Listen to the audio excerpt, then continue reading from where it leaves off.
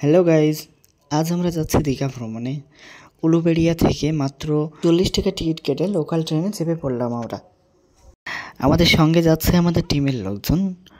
তো মাত্র 3.5 ঘন্টা ট্রেন জার্নি করার পরে ফাইনালি আমরা দীঘাতে পৌঁছালাম। এখানে এসে তো দেখি চারিদিকে প্রচুর ক্রাউড। তো আমরা এগিয়ে গেলাম প্ল্যাটফর্মের দিকে। যত সময় না পর্যন্ত সমুদ্রে নামতে পারছি, শান্তি তো পাচ্ছি না।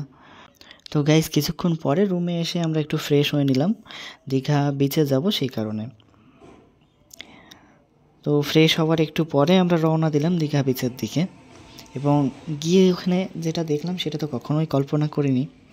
তখন দীঘাতে জোয়ার চলছিল, ঢেউ প্রচুর পরিমাণ ছিল, তার জন্য আমরা সমুদ্রে নামতে পারছিলাম না। তাই ভাবলাম একটু ভাব মেরে ভিডিও ফটোশ্যুট করে নিই।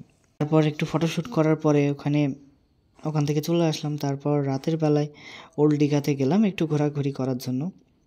কিছুক্ষণ বিচে বসে থাকলাম, তারপর চলে গেলাম একটু দীঘার মাছ টেস্ট করার জন্য। সেখানে এসে দেখলাম পমফ্রেট, ইলিশ, কাঁকড়া, আরও অনেক মাছ আছে। তো আমার পছন্দ ছিল পমফ্রেট মাছ। একটা পমফ্রেট মাছ নিয়ে টেস্ট করতে লাগলাম, মোটামুটি ভালোই ছিল মাছটা। তারপর রুমে ফিরে আসলাম কিছুক্ষণ বাদেই। আমরা ছিলাম নিউ দীঘা বিচের কাছেই অন্নপূর্ণা নামে একটা হোটেলে। মাত্র 800 টাকা একদিনের জন্য ভাড়া ছিল। আপনাদের যদি বাজেট কম থাকে আমার মতো, তাহলে হাওড়া থেকে লোকাল বা এক্সপ্রেসে চলে আসতে পারেন। লোকালে মাত্র 40 টাকা আর এক্সপ্রেসে 85 টাকা। তো আজকের ব্লগটি এখানেই শেষ করছি। ভালো লাগলে একটা লাইক অবশ্যই দেবেন আর সাবস্ক্রাইব করতে ভুলবেন না।